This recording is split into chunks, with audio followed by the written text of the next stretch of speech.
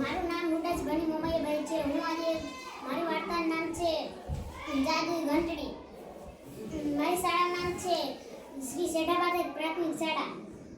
એક મોટું જંગલ હતું. જંગલમાં ડુક્કર, હાથી, શિયાળ, કાચબો અને બધા એના વાંદરાના ભાઈ બધા. આ વાંદરો બધાની મદદ કરતો. વાંદરો બહુ હોશિયાર અને મદદ કરતો. એને હાથીને તાજા ફળો ઉતારી દેતો, પછી સસલાને નદી પાર કરાવતો અને તેને કાંઈ કામ નહીં તો તે પોતાના ઝાડ પર રહેતો. તેનું એક મોટું જંગલની વચ્ચોવચ્ચ એક ઝાડ હતું. તેના પર વાંસળી વગાડે. એક રીતે વાંસળી વગાડતો હતો તો તેને શિયાળભાઈ બોલે, વાંદરાભાઈ તમને એને કાચબો બોલાવે છે. પછી એને વાંદરો કે શું કામ હતું? પછી એને શિયાળ કે મેં આટલું વાક્ય પૂરું નહોતું કહ્યું એટલે મને ખબર નથી.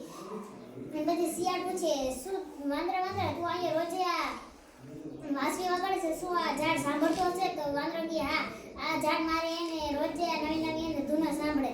તો એને શિયાળ કે હા. પછી એને વાંદરો કે શું તમે હા શું કામ તું હા શું કામ પાડે? તને આવો અનુભવ થાય કે?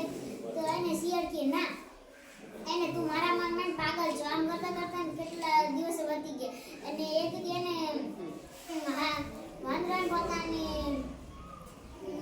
ઝાડ પર સૂતો હતો તો તે એને સૂતો હતો તો તે એને એક કઠિયાર આવીને એનું ઝાડ કાપતો હતો. તો તે એને નીચે જઈને કે ભાઈ તમે આ ઝાડ શું કામ કાપો? આ ઝાડમાં એક જન રહે છે જે તમારામાં ચીપકી જશે. તો એને માણસ કે ના તું મને પાગલ બનાવ ને, હું તારાથી હોશિયાર છું, તું વાંદરો હો.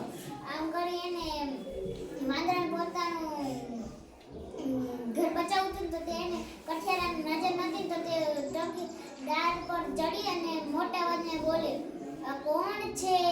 એ કોણ છે જે મારો ઘર પાડે છે? હું આને સાથે રહી જઈશ, હું આને ચીપી જઈશ.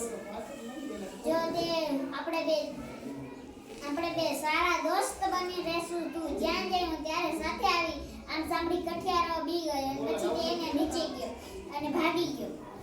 પછી એને જ્યારે વાંદરો નીચે આવ્યો તો તેને એને વૃક્ષની આંખો ખોલી દેખી અને તે પૂછે, શું તમે વૃદ્ધની આંખોની અંદર છો? તો ઝાડ કે ના, હું વૃદ્ધની આંખોની અંદર નથી, પણ હું વૃદ્ધ છું, પણ હું આ ઝાડની આંખમાં છું. તે મારો જીવ બચાવ્યો એટલે હું તને એને આ જાદુઈ ઘંટડી આપું છું. તું આ ઘંટડી જ્યારે વગાડીશ ને ત્યારે આ ઘંટડીમાંથી એને ફળોનો વરસાદ થાય.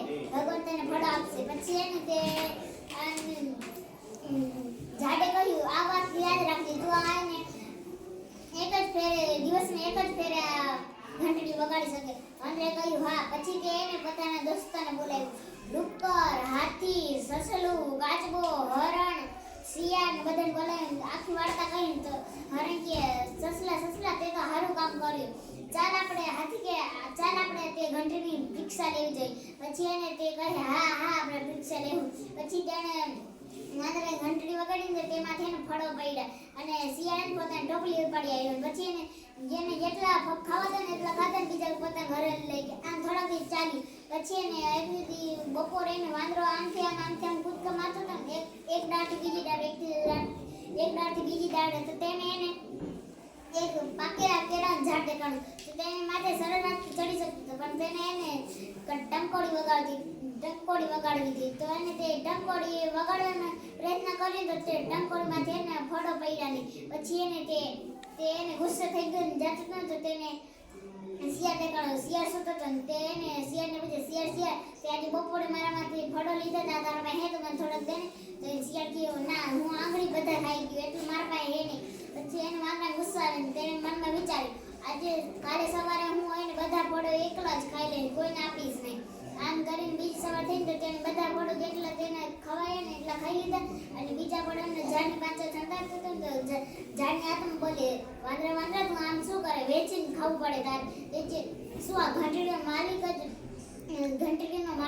માલિક જ આ ભૂખ્યો રહીને તમે હું કે મને મારું કામ કરવા દે તમે અહીંથી વહી તો ઝાડની હાથમાં વહી ગયા. પછી એને તે થોડી વાર થઈને તે એને ઝાડની મટકી ચડી ગઈ બેઠો હતો.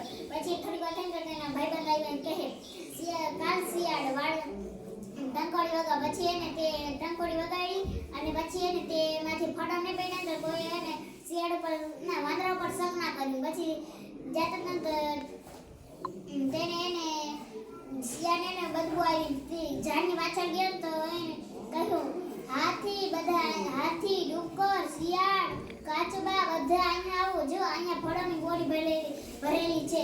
પછી એને વાંદરો કે મને માફ કરી દેજો, આઈને મેં આ ઘમંડમાં આવીને તમે કર્યું. પછી હાથી કે તારે અમને ફળ ન ખાવ્યું, તારે જૂઠું ના બોલવું જોઈએ, હું તને મારા ભાગના ફળ આપી દઈશ. આમ કરીને બધા જાતા હતા ને તો એને વાંદરો કે મને માફ કરી દે, મને માફ કરી દે. આમ કહીને કાચબો આવી કે ચાલો મિત્ર, આપણે તેને માફ કરી દઈએ ને આપણે બધા વહેંચીને ફળો ખાઈ. કોઈ દી ઘમંડ કરવું નહીં જોઈએ.